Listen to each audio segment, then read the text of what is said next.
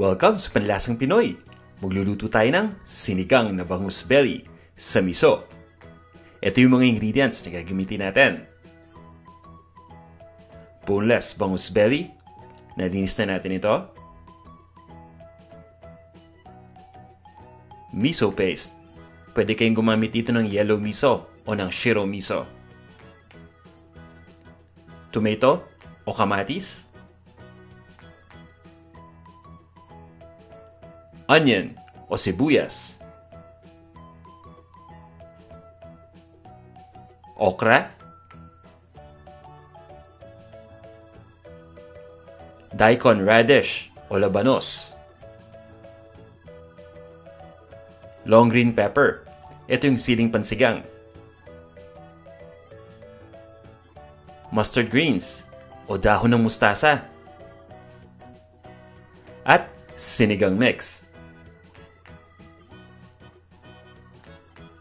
Gagamit din tayo dito ng water at ng fish sauce o patis. Umpisa na natin. Magpapakululan tayo ng tubig sa isang cooking pot. At once na kumulo na, ilalagay na natin dito yung kamatis. Pati na rin yung sibuyas.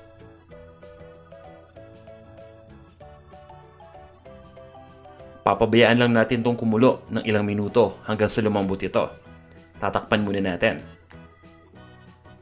Once na malambot na, ilalagay na natin dito yung ating miso paste o yung miso.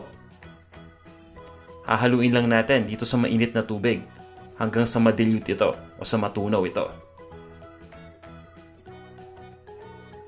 Pagkatapos, lulutuin lang natin to ng ilang minuto.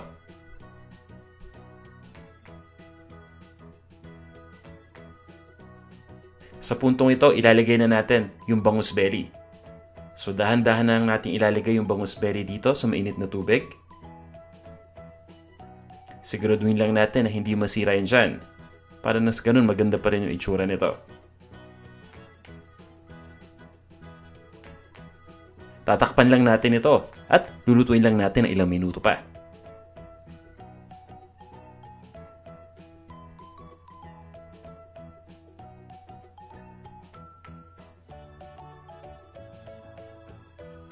Makaraang maluto na natin yung bangus, ilalagay na natin dito yung mga gulay. Ito na yung labanos. At isusunod natin kagad dito yung okra. Siyempre, yung siling pansigang din ilalagay na natin.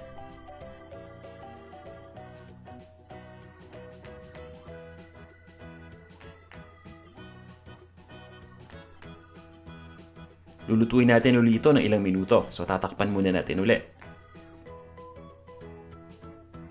At kapag naluto na natin itong mga gulay, ilalagay na natin dito yung ating pampaasim.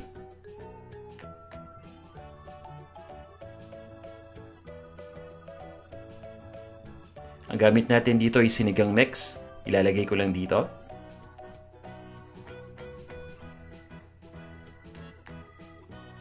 Hahaluin lang natin ito.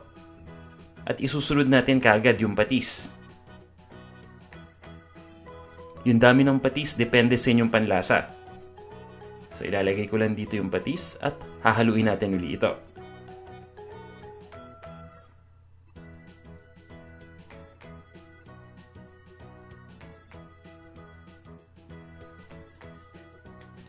Halos tapos na tayo. Ilalagay ko na dito yung pinakalas na ingredient. Ito yung dahon ng mustasa. Once na malagay na natin, papakuluan lang natin ito sandali. Tatakpan lang natin. At kapag luto na, ilipat na natin to sa isang serving bowl. At serve na natin. Para sa exact measurements ng mga ingredients, bisita lang kayo sa panlasangpinoy.com. Ito na ang ating sinigang na bangus belly sa miso. Maraming salamat sa inyong panonood at sana mag-subscribe kayo sa ating Panlasang Pinoy YouTube channel.